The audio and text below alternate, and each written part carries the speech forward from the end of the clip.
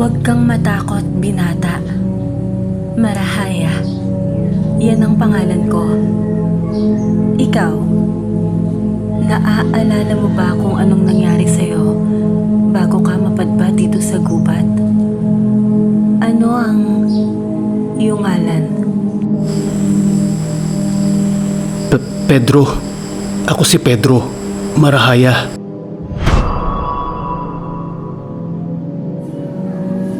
Malapit ka na rin gumaling. Kaya wala nang dahilan pa para...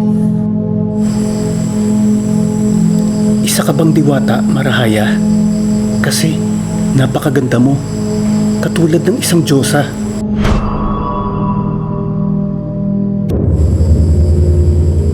Marahaya! Ang taong ito ay may kaugnayan sa'yo. Siya ang mortal na yumiyahal. Papaslangin namin siya dahil ang walang kwentang mortal na ito ang iyong kahinaan. Naniniwala ba kayo na maaaring magtagpo ang dalawang puso kahit pa magkaibang mundo ang kanilang pinagmulan? Na kahit ang simpleng mortal ay maaaring makatulay sa pagitan ng daigdig ng tao at ng kababalaghan dahil lamang sa isang titig, isang ngiti, isang sulyap mula sa isang nilalang na hindi dapat ibigin? Sa gitna ng kagubatang pinamumugaran ng hiwaga, sa ilalim ng buwan na saksi sa mga lihim ng kalikasan, isinilang ang isang pag-ibig na hindi dapat umusbong. At kung ang pag-ibig nilang lihim ay bawal sa batas ng daigdig, kaya ba nilang takasan ang kabalarang itinakda ng mga bituin? Isang binatang sugatan, punit-punit at duguan ang damit, ang gumapang sa kagubatan, sa paanan ng isang matandang punong inaalagaan ni Marahaya. Doon niya natagpuan ang estranghero. Sa unang tingin pa lamang sa binata, may kakaibang pintig ng naramdaman si Marahaya sa kanyang puso. Isang damdaming hindi niya pa naranasan kailanman. Sa kabila ng utos ng mga matatandang diwata na huwag pakikialaman ang mga mortal, inalagaan niya ang estrangherong sugatan. Gabi-gabi, lihim siyang bumibisita sa may matandang puno kung saan gumawa siya ng munting kubo upang may matuluyan ang binata. Doon niya ginagamot ang mga sugat nito. Palagi rin siyang may dalang pagkain para rito. Nang magkamalay ang binata, inakala nitong isang panaginip lang ang lahat.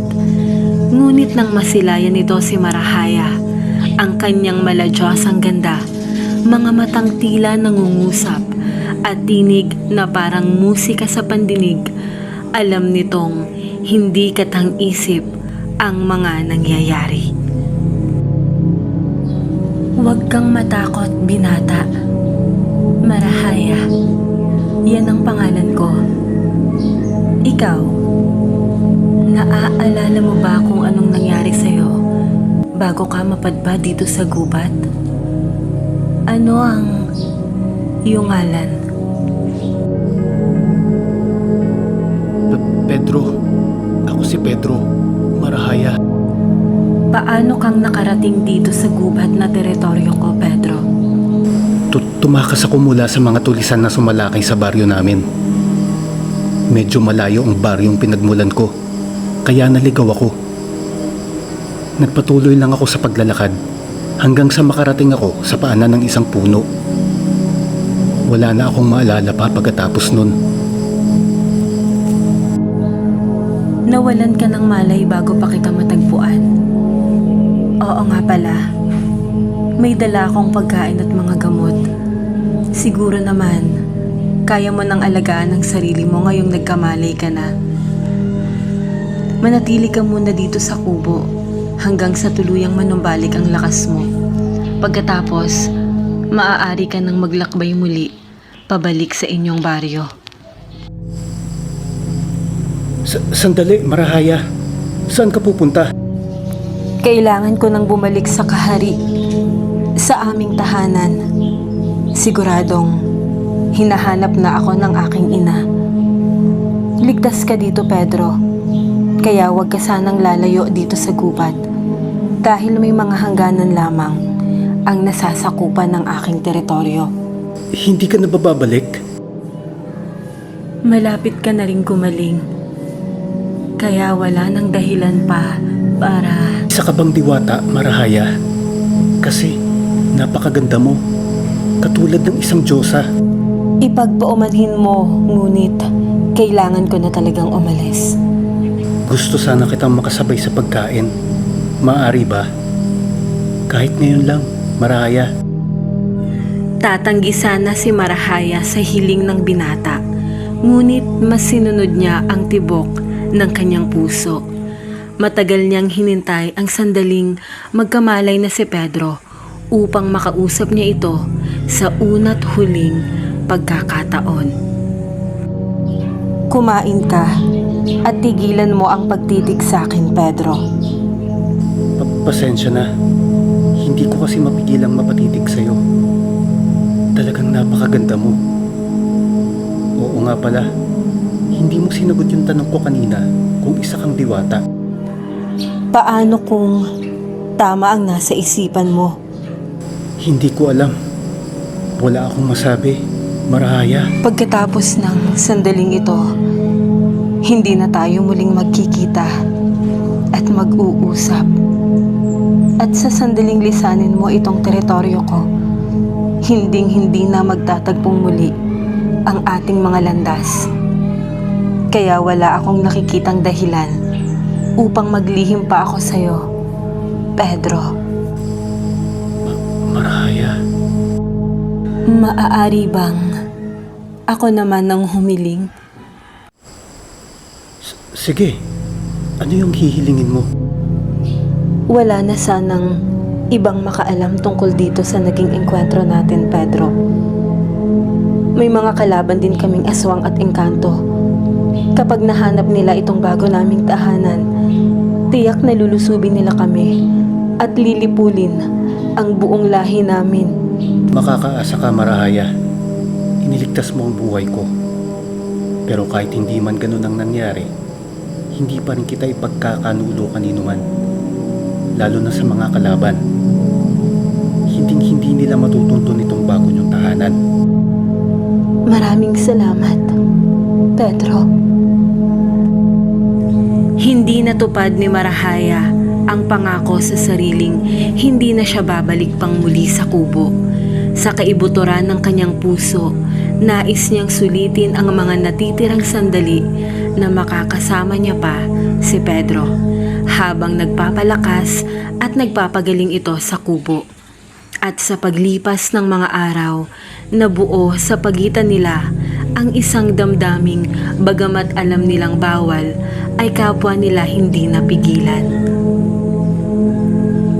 Nalaman ng mga diwata ang ginagawang paglapastangan ni Marahaya sa batas ng kanilang lahi. Dahil sa kanyang pagmamahal sa isang mortal, pinatawan siya ng parusa. Isinumpa siya ni Diwatang Kalinaw, ang pinakamatanda sa kanila. Sa isang iglap, ang kanyang malaporselanang balat ay kumulubot. Ang kanyang luntiang mga mata ay naging singdilim ng gabi at ang kanyang puso'y nilason ng puot. Siya ay itinapon sa mga liblib na bahagi ng gubat doon sa teritoryo ng mga aswang. Doon siya nagtago, hindi na bilang diwata ng liwanag, kundi isa ng nilalang ng dilim. Ngunit kahit ang sumpa ni Diwatang Kalinaw ay hindi kayang pigilan ang tunay na pag-ibig. Sa kabila ng bagong anyo ni Marahaya, nanatili ang pagmamahal niya kay Pedro. Hindi siya lumapit sa binata, ngunit palihim siyang nagmamasid. Makalipas ang ilang taon, bumalik si Pedro sa gubat. Hindi bilang isang ligaw na estranghero, kundi isang lalaking may layuning hanapin ang diwatang nagligtas sa buhay niya, ang babaeng kanyang pinakamamahal. Hindi niya nakalimutan ni minsan si Marahaya. Ngunit sa kanyang pagbabalik, isang panganib ang sumalubong sa kanya.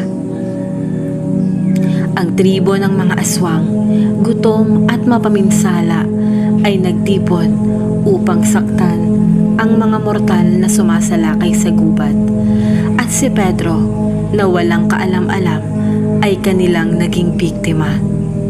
Sa gitna ng gabi, sa ilalim ng bilog na buwan, isang malakas na sigaw ang umalingaw-ngaw sa kagubatan. Marahaya! Ang taong ito ay may kaugnayan sa'yo. Siya ang mortal na yumiyahan.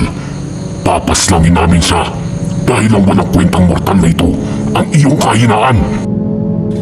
Doon lumitaw ang dating diwata mula sa kadiliman. Nilabanan niya ang mga aswang na naging kauri na niya dahil sa sumpa. Ginising niya ang huling natitirang kapangyarihan sa kanyang dugong diwata. Sa isang iglap, umalimpuyo ang apoy at hangin, nagdilim ang langit at tumahimik ang paligid. Pinrotektahan niya si Pedro.